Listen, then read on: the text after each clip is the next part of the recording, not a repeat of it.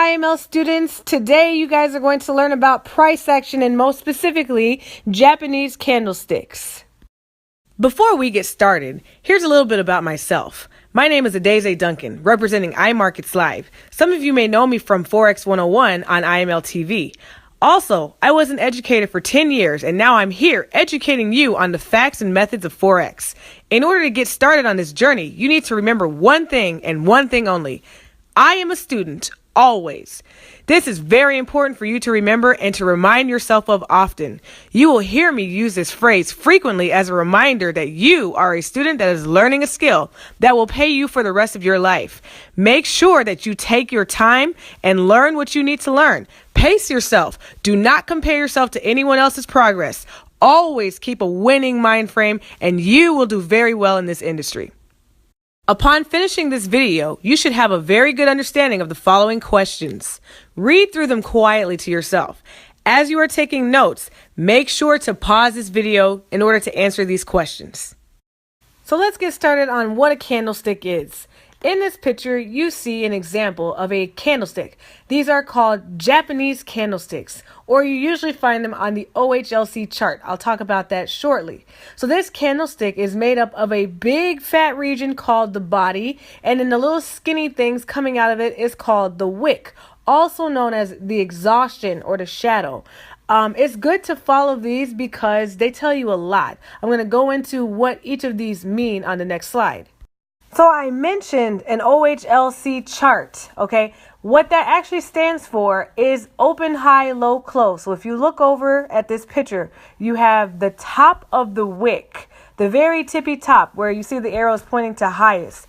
That means that this was the highest that this candle has reached. And then the L for low stands for lowest, which means this is the furthest down that this candle's reached. And when I'm talking about the highest up and the furthest down, do you see the body region? That body, the big fat portion? That means at one point, the body of the candle was all the way down to that tippy top or the very bottom. So now, because the body could not stay down there, what you now have is the close and the open. So the open stands for where did the candle first begin? Where did it actually open up? What was its opening price? And the close was, what was its closing price? This is important when you start talking about different time frames because different candlesticks take a certain amount of time to form. Some can form in 5 minutes, some can form in 1 week. Depending on the chart you're looking at is going to determine when it actually closed, but this OHLC will tell you the actual open, high, low, and close prices in the market. Now, a little bit more about these wicks. They actually tell you a lot about decisions being made in the background. Sometimes you'll see really, really long wicks like you see in A, or sometimes you won't see hardly any wicks at all like you see in candlestick B. Wicks actually give you signs that the market is wanting to move in a certain direction. For instance, when you have long wicks forming in certain areas, it is a sign that the market, and when I say the market, I'm talking about all those candlesticks on your chart right now. You see all those candlesticks that are forming. Some of them are going up, like overall they're going up, and some of them overall are going down. But what I'm saying is when you see wicks in certain areas, it's telling you that the market may not want to move much higher, may not want to go up higher. So what you find is you find a long wick. Now, what do we know about wicks? We know that wicks tell you the highest that the market had reached at a certain time. So when you see long wicks forming, that shows you that the market tried to move into that area, but had a hard time staying in that area, right? So that is a good sign that there could be a possible reversal or a possible turnaround. If you look in the picture, you'll see where there are wicks. You see in that little purple region right there where there's lots of wicks in that area, and then all of a sudden the market turned around and went down.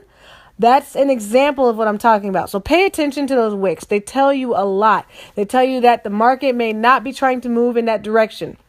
Wicks are also like what we call fake outs, meaning that the market was moving up in that direction, but it decided not to move in that direction. And we call it fake outs because it faked you out. You thought it was moving up, but it actually was not. Or you thought it was moving down, but it actually was not.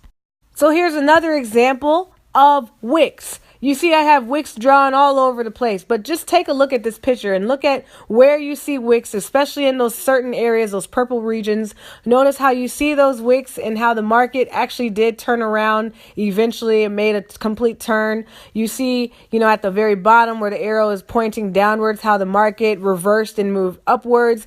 It's just important to pay attention to those wicks. Pay very close attention to them. They are a good sign that the market may want to turn around. Not a end all be all, but one of the indications, one confirmation that you can use when you are making a decision about what you think the market is going to do.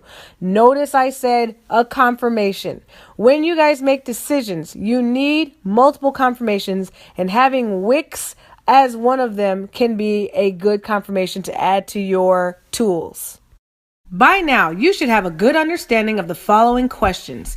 Read them quietly to yourself, and when you are finished, go on to the next video in this series. Thank you so much. My name is Adeze Duncan, and remember, I am a student always.